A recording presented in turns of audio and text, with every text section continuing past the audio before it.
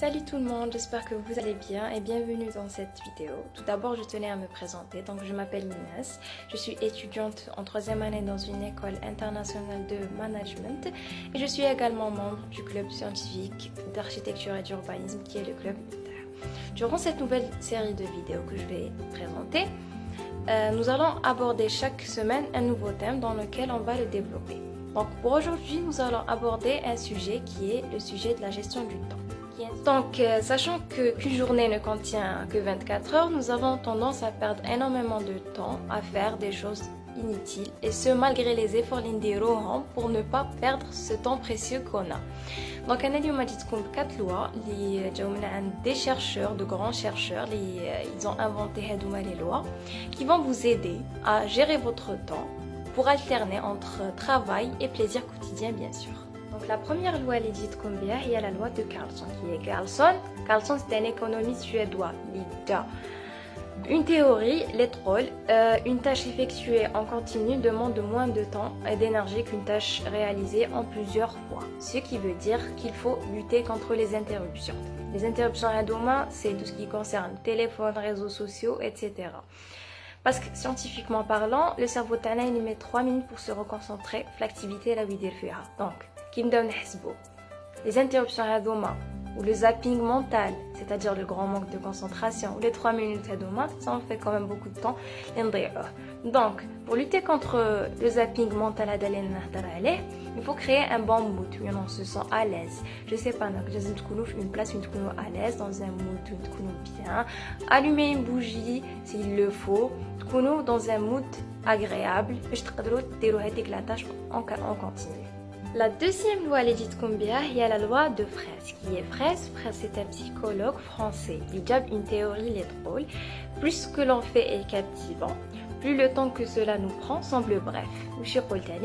Une heure n'est pas toujours une heure. C'est-à-dire que, l'heure indique 2 en 5 minutes. L'heure indique, on dirait 20 ans. Donc, pour être la loi, qu'est-ce qu'il faut faire?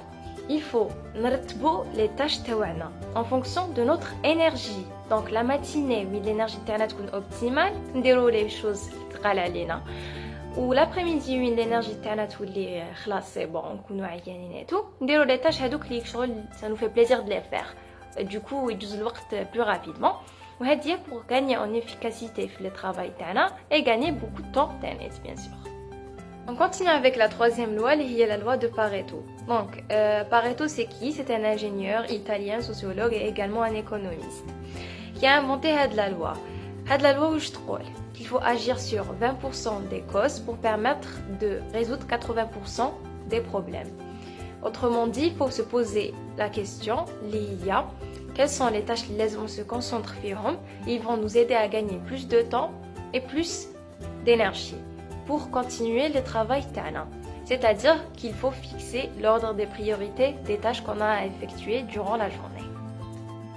Donc on termine avec la quatrième et dernière loi qui est la loi de Parkinson. Qui est Parkinson? Parkinson, c'est un historien qui a inventé la loi. Il trouve une tâche a tendance à occuper tout le temps qui lui est alloué s'il n'y a pas d'incitation à se presser. Donc, il faut toujours fixer un délai pour terminer la tâche tana. Par exemple, on fixe un délai rentable bien sûr, on peut ou accessible. Par exemple, en 3 jours, on doit terminer la tâche. On termine la tâche. Si on fixe pas de délai, on aura toujours tendance à bien sûr procrastiner ou même déroucher la tâche jusqu'à la dernière minute et du coup, on va perdre énormément de temps. Donc pour conclure, les lois se basent sur un seul principe, lié à la gestion du temps.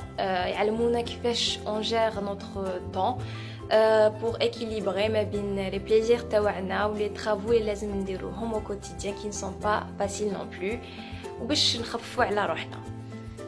Et sur ce, j'espère que cette vidéo a عجبتكم et que قدرنا نفيدوكم surtout les conseils هذوما. Sur ce, je vous souhaite une agréable journée. On vous donne rendez-vous la semaine prochaine pour un nouveau thème, même jour, même heure.